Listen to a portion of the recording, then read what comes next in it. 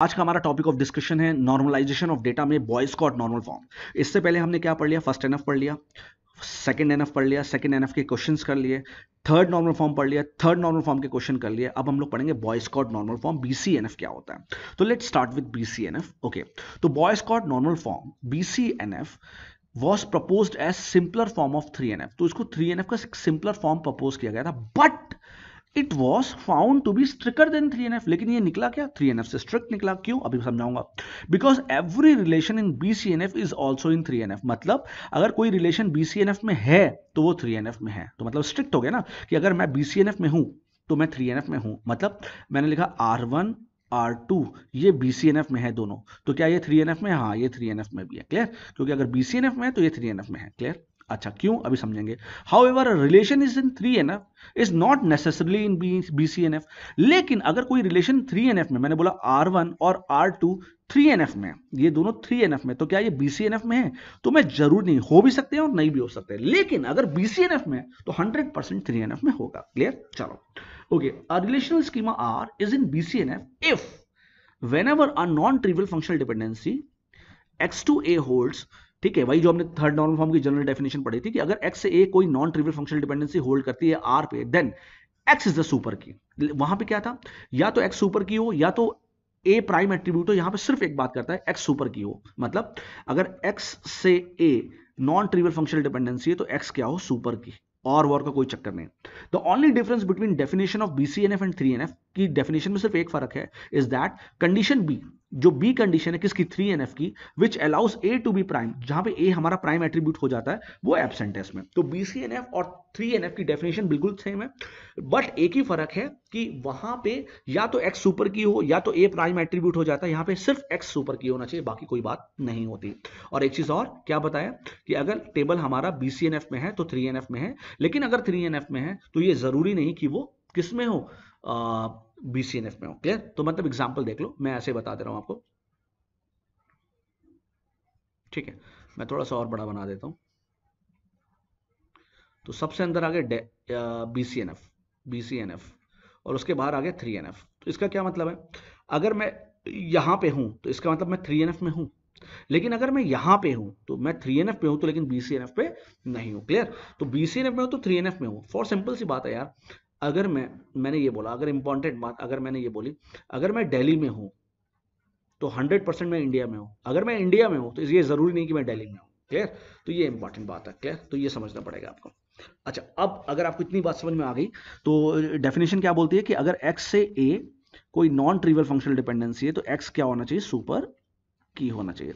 तो let R be a table and having functional dependency x y से z से y, determine whether R is in BCNF और not. If not then decompose it into BCNF। तो अब पहले तो ये देखो कि ये BCNF में है, और अगर है तो ठीक है, अगर नहीं तो डिकम्पोज करो। तो चलो लेट स्टार्ट। तो आपको टेबल क्या दिया? आपको टेबल दिया R x y और z। फंक्शनल डिपेंडेंसी क्या दी है? x y से z। x y से क्या दिया है आपको? z। और z से क्या दिया है आपको? y। क्लियर? तो अब देखो कौन से ऐसे एट्रीब्यूट है जिसको कोई भी डिटरमाइन नहीं कर पा रहा है। x को कोई भी नहीं कर पा रहा, y को कर रहा है, z को। तो x को कोई भी डिटरमाइन नहीं कर पा रहा, तो x का क्लोजर निकालो। तो x के क्लोजर में तो क्या आएगा? x आएगा। अब फंक्शनल डिपेंडेंसी उठाओ, एक्स वाई चाहिए, यहां पे सिर्फ x है, z चाहिए, यहां पे सिर्फ x है। तो x के क्लोजर से तो कुछ नहीं निकल रहा है, तो x का अब क्या बनाओ? x के पेयर बनाओ। तो एक मैंने बनाया एक्स वाई और एक मैंने बनाया एक्स जेड। अब इनका क्लोजर निकालो। तो एक्स वाई का क्लोजर निकालेंगे तो एक्स वाई तो आएगा ही आएगा, और एक्स वाई से क्या आ जाएगा? जेड। तो एक्स वाई के क्लोजर से सब कुछ डिटरमाइन हो रहा है क्योंकि तीन ही एट्रीब्यूट है, तो ये कैंडिडेट की है। और एक्जेड का क्लोजर निकालो, तो एक्जेड के क्लोजर में एक्जेड तो आएगा ही आएगा, और जेड से क्या आ गया? वाई आ गया। तो एक्जेड के क्लोजर में भी सब कुछ आ रहा है, तो ये भी कैंडिडेट की है। अब मेरे इस टेबल में दो कैंडिडेट की है, कौन कौन से? एक है एक्स वाई और एक है एक्स जेड। क्लियर? एक एक्स वाई है और एक एक्स जेड है। क्लियर? तो ये हो गया। अब हम देखते हैं क्या ये टेबल BCNF में है। अगर BCNF में है तो चलो स्टार्ट करते हैं, कि फिर बताते हैं कि टेबल BCNF में है या नहीं। तो लेट्स से BCNF क्या कहता है? अगर कोई फंक्शनल डिपेंडेंसी है नॉन ट्रिवियल, तो हाँ ये नॉन ट्रिवियल है, तो ये सुपर की होना चाहिए। तो ये सुपर की है एक्स, हाँ ये सुपर की है, तो ये तो BCNF में। तो अगर कोई, फिर इसको चेक करो, क्या ये फंक्शनल डिपेंडेंसी नॉन ट्रिवियल? हाँ नॉन ट्रिवियल है, तो ये सुपर की होना चाहिए। क्या ये सुपर की है? ना, सुपर की हो या तो XZ होता, तो XZ नहीं, यहाँ पे सिर्फ Z है, तो ये टेबल BCNF पे नहीं है। ये टेबल BCNF में नहीं है। क्या ये टेबल 3NF में है? तो अगर ये BCNF में है तो 3NF में ही है, ये तो हुआ है 3NF में। इसको देखो, क्या ये सुपर की है? नहीं। क्या ये प्राइम एट्रीब्यूट? हाँ, वाई प्राइम एट्रीब्यूट है क्योंकि की का पार्ट है। तो ये टेबल 3NF में तो है लेकिन BCNF में नहीं है, समझे आप? ये टेबल 3NF में तो है लेकिन BCNF में नहीं है, ठीक है? तो देखो, तो यही क्वेश्चन दिया था आपको, ये क्वेश्चन आपको सॉल्व करना था। कह रहा था let R X Y Z be a table and having every XYZ determine whether the given R is in BCNF और not, if not then decompose it in BCNF। तो मैं फिर से एक बार आपको सॉल्व कराता हूं। तो जैसे मैंने अभी आपको पहले समझाया, तो R मैंने बताया, R में क्या हमारा X है, Y है और Z है। XY से हमने क्या निकाला? Z निकल रहा है हमारा, और Z से हमारा क्या निकल रहा है? Z से हमारा Y निकल रहा है। तो क्लोजर में x क्या है? x को कोई भी डिटरमाइन नहीं कर रहा है, लेकिन x अकेले की नहीं बना रहा था, तो हमारे दो की निकल के आए थे, एक XY और एक XZ। ये दोनों हमारे क्या थे? कैंडिडेट की थे। अब मैंने फंक्शनल डिपेंडेंसी को देखा, तो 3 BCNF के लिए क्या कहता है? या तो ये सुपर की, BCNF कहता है ये सुपर की होना चाहिए। तो क्या ये सुपर की? हाँ, XY सुपर की है। तो ये जो फंक्शनल डिपेंडेंसी है वो तो हमारी BCNF में। इसको देखो, क्या ये फंक्शनल डिपेंडेंसी में ये वाला सुपर की है? ना, सुपर की में क्या होना चाहिए? या तो XY या तो XZ, लेकिन ये तो सिर्फ Z है, तो ये सुपर की नहीं है, इसलिए ये हमारा BCNF में नहीं है। ये टेबल मेरा BCNF में नहीं है। तो आओ इसको डिकम्पोज करते हैं।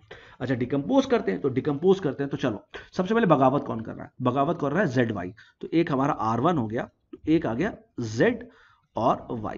अब दो हमारे की है, तो दो की के लिए बनेंगे। तो एक बन गया हमारा R2 XY, एक बन गया R3 XZ। अब आती है सबसे इंपॉर्टेंट बात, जब हमारे एक से ज्यादा की हो तो हमें क्या ध्यान देना है कि जो भी हमारा टेबल हो उसमें कम से कम एक कॉमन एट्रीब्यूट हो। तो इसमें और इसमें एक कॉमन एट्रीब्यूट, हाँ, कौन सा? Y। और वो जो कॉमन एट्रीब्यूट हो वो की हो।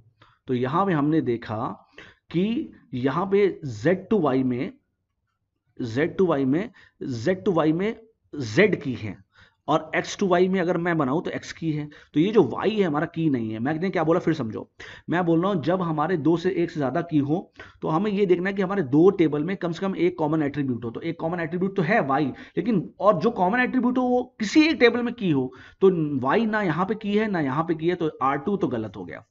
अब R3 को देखो, इन दोनों में कॉमन क्या है? Z। हाँ, Z कॉमन है। तो Z से Y में यहाँ पे Z की है, यहाँ पे क्या की है? X की है। तो X से अगर हम Z ले लें तो एक में तो की बन रहा है ना, तो इसलिए हमारे दो टेबल टूटेंगे। एक टूटेगा R1 कौन सा? Z to Y, और एक टूटेगा R3 X से Z। क्लियर? तो ये हमारा टेबल जो है अब हमारा BCNF में है। तो देखो अब BCNF में कैसे? तो एक तो है हमारा X से Z से Y, तो Z से Y हुआ तो Z की हो गया, तो क्या ये सुपर की? हाँ की है। और एक हो गया X से Z, तो Z हम X हमारा सुपर की? हाँ सुपर की है। तो ये टेबल हमारा किस में है? BCNF में है। क्लियर? ओके, देखो अब देखो, तो अब सबसे इंपॉर्टेंट बात क्या समझ में आती है, वो समझने वाली बात है। तो देखो, सबसे इंपॉर्टेंट समझने वाली बात यह है कि सबसे अंदर आता है इंटीरियर पार्ट में BCNF, फिर क्या आता है 3NF, फिर क्या आता है 2NF, फिर क्या आता है 1NF। कि मतलब अगर कोई टेबल BCNF में है तो 100% वो 3NF में भी है, 2NF में भी है, 1NF में भी है।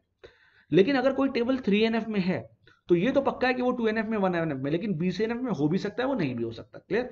तो इंपॉर्टेंट बात समझने वाली है, देखो समझने की बात है। अगर कोई बंदा, सबसे ऊपर है एशिया, फिर इंडिया, फिर दिल्ली, फिर रेड फोर्ट दिल्ली, लाल किला दिल्ली का। अगर मैं दिल्ली के लाल किला में हूं तो मैं 100% दिल्ली में हूं, और मैं हिंदुस्तान में हूं, और मैं एशिया में हूं। तो अगर मैं BCNF हूं तो मैं ये सब हूं। लेकिन अगर मैं दिल्ली में हूं तो ये तो 100% है कि मैं इंडिया में हूं और एशिया में हूं, लेकिन ये जरूरी नहीं कि मैं रेड फोर्ट में हूं।